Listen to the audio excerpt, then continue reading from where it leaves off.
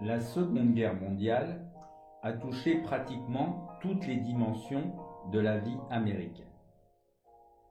L'un de ses effets les moins évidents a été la manière dont il a façonné la pensée de toute une génération au sujet de l'identité américaine.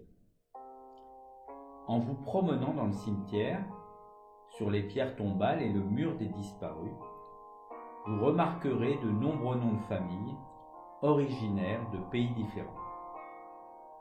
Les ancêtres de ces combattants avaient tous une même chose en commun. Ils ont laissé leur famille loin derrière eux, ont traversé les océans. Tous avaient l'espoir d'une vie différente, d'une vie meilleure, dans un pays nouveau appelé l'Amérique. Aujourd'hui, nous allons découvrir la vie d'un de ses descendants d'immigrés enterrés ici.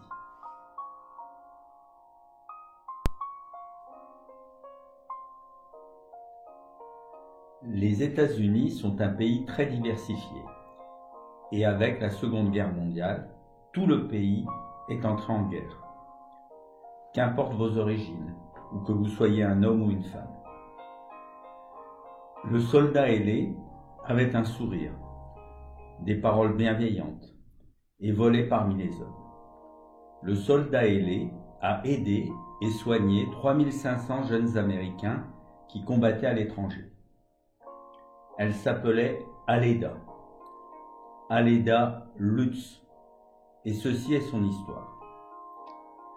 Le 9 novembre 1915, à Saginaw, dans le Michigan, Margaret et Fred Lutz sont au comble du bonheur. Leur enfant vient de naître. C'est une fille, qu'ils nomment Aleda.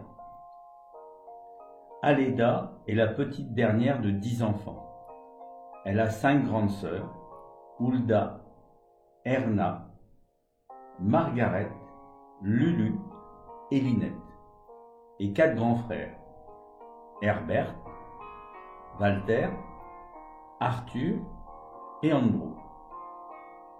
En nommant leur fille Aleda, un prénom allemand qui signifie petit enfant ailé, ils ne pensaient pas qu'en effet, un jour, elle volerait parmi les hommes. Elle grandit dans une famille heureuse. Ses parents sont des immigrants allemands de Nuremberg. Elle parle donc anglais et allemand, ce qui va l'aider pendant la Seconde Guerre mondiale. Après ses études, elle décide de devenir infirmière et en 1937, elle est diplômée de l'école d'infirmière de l'hôpital général de Saginaw. C'est une jeune femme populaire et athlétique. Elle adore jouer au tennis, danser, jouer au bowling et en hiver faire du patin à glace. Une fois son diplôme en poche, elle trouve immédiatement du travail dans l'hôpital de sa ville natale. Avec l'arrivée de la Seconde Guerre mondiale, elle veut aider son pays. Elle entre donc en février 1942 dans le tout nouveau corps des infirmiers de l'armée. Elle passe les premiers mois à travailler en tant qu'infirmière à l'hôpital militaire de Selfridge Field à Mount Clemens dans le Michigan. Elle écrit souvent à sa famille et dans ses premières lettres, elle décrit son lieu de vie, son travail à la base, ses pensées sur l'armée. Dans une de ses lettres, elle écrit qu'elle est la seule infirmière de garde et qu'il faut qu'elle s'occupe de 25 patients. Elle sait que sa charge de travail va augmenter, car de plus en plus d'infirmières sont envoyées outre-mer.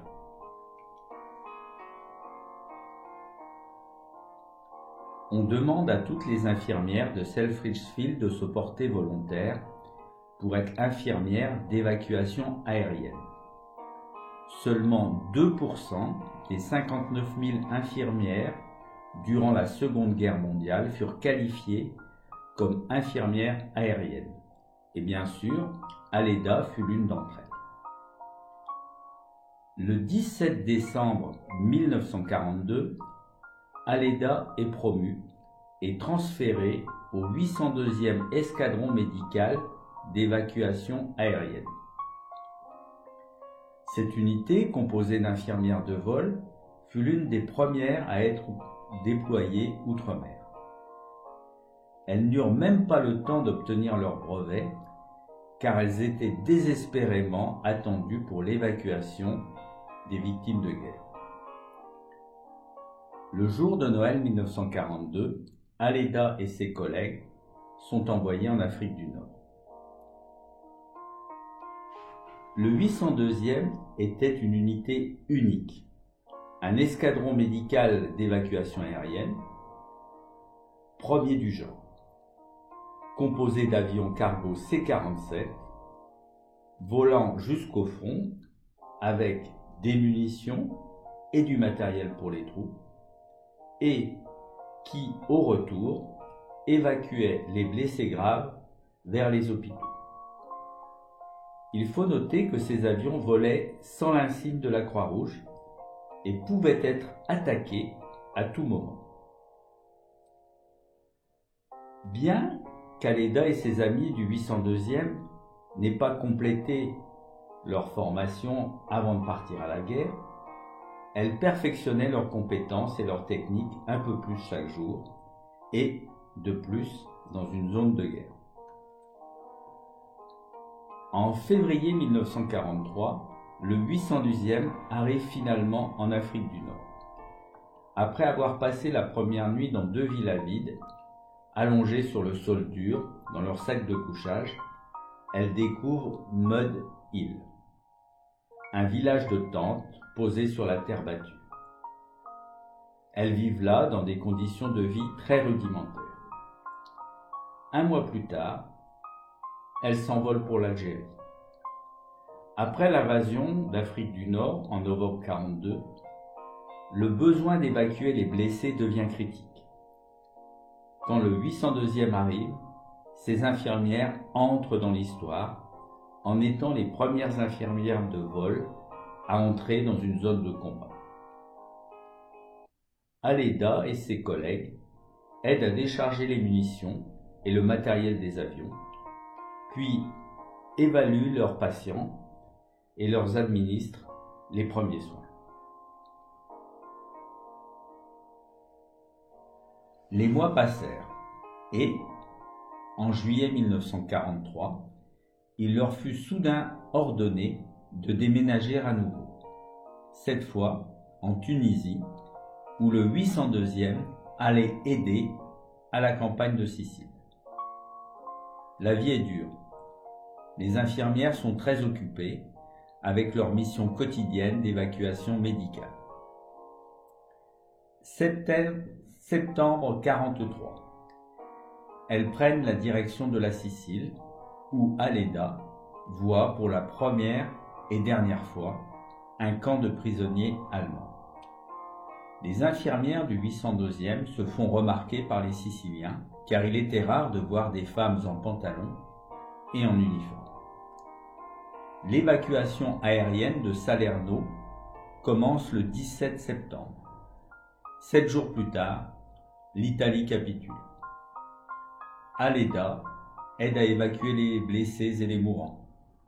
Certains jours, elle fait plusieurs missions d'évacuation, arrivant et repartant rapidement. Juillet 1944. Ce fut cette fois à Rome que le 802e amena les soldats blessés pendant les batailles d'Italie.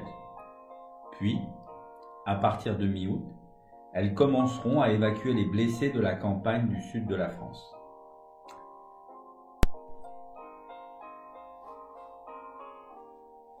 Fin octobre 1944, Aleda et les autres infirmières se virent offrir des missions temporaires à Istres, non loin de Marseille. Il fallait évacuer les patients blessés dans le nord de la France. Le 1er novembre 1944, Aleda effectue une de ses missions d'évacuation. Elle s'envole d'Istres en direction de Belfort. Elle charge 15 patients dans l'avion. L'appareil décolle dans un brouillard glacé mêlé de neige. Le pilote prend la mauvaise direction et, non loin de Saint-Étienne, s'écrase sur une montagne.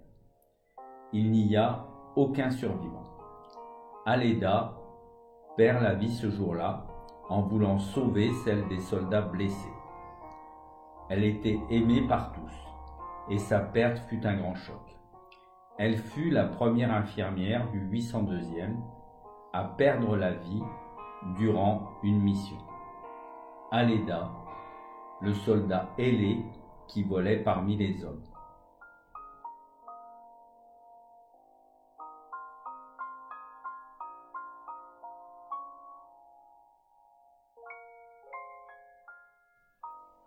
En 1776, les pères fondateurs des États-Unis, John Adams, Benjamin Franklin et Thomas Jefferson, étaient déterminés à former une nation à partir d'un ensemble d'États. Pour le grand saut américain, ils ont choisi une phrase latine qui offrait une déclaration forte. Et pluribus unum. L'union fait la force. La génération d'Américains commémorée ici dans le cimetière de Draguignan est issue de milieux sociaux et d'ethnies très différents. Une véritable diversité culturelle. Ils ont formé une identité commune. Comme leurs ancêtres, ils ont laissé leur famille et leur vie derrière eux.